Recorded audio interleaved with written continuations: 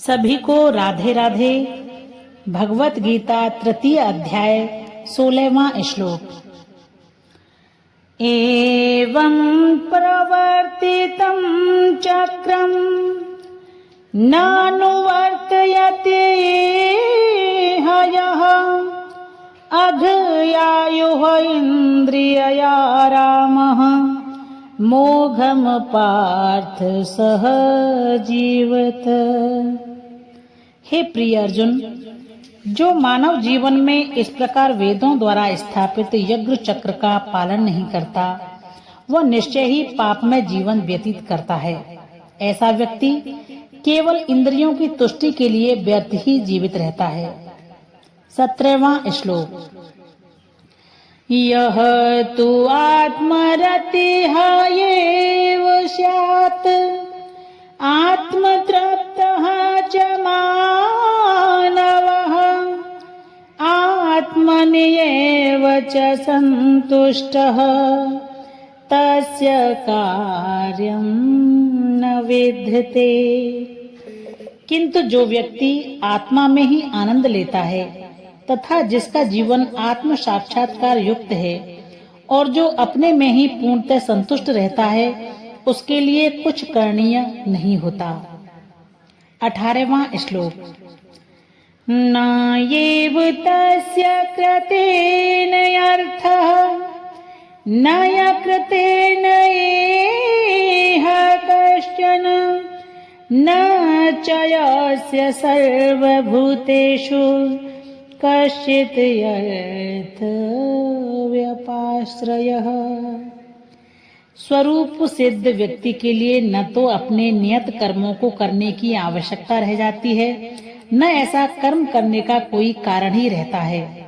उसे किसी अन्य जीव पर निर्भर रहने की आवश्यकता भी नहीं रह जाती। 19वां श्लोक। तस्मात् यशक्तः सततं कार्यं कर्म समाचर अशक्तः हि आचरन् कर्म परं नाप्नोति पुरुषः। अतः कर्म फल में आसक्त हुए बिना मनुष्य को अपना कर्तव्य समझकर निरंतर कर्म करते रहना चाहिए, क्योंकि अनासक्त होकर कर्म करने से उसे परम ब्रह्म की प्राप्ति होती है। 20वां श्लोक। कर्मणा एव हि संसिद्धम् आस्थिताः जनकादयः लोक संग्रहम् एव यपि संपश्यन् कर्तुं अर्हसि। जनक जैसे राजाओं ने केवल नियत कर्मों को करने से ही सिद्धि प्राप्त की, अतः सामान्य जनों को शिक्षित करने की दृष्टि से तुम्हें कर्म करना चाहिए। अर्थात जनक जैसे राजा स्वरूप सिद्ध व्यक्ति थे, अतः वे वेदानुमोदित कर्म करने के लिए बाध्य न थे, तो भी वे लोग सामान्य जनों के समक्ष आदर्श प्रस्तुत करने के उद्देश्य से सारे नियत कर्म करते रहे। जनक सीता जी के पिता तथा भगवान श्री राम के ससुर थे। भगवान के महान भक्त होने के कारण उनकी स्थिति दिव्य थी, किंतु चूंकि वे मिथिला के राजा थे, अतः उन्हें अपनी प्रजा को यह शिक्षा देनी थी कि कर्तव्य पालन किस प्रकार किया जाता है।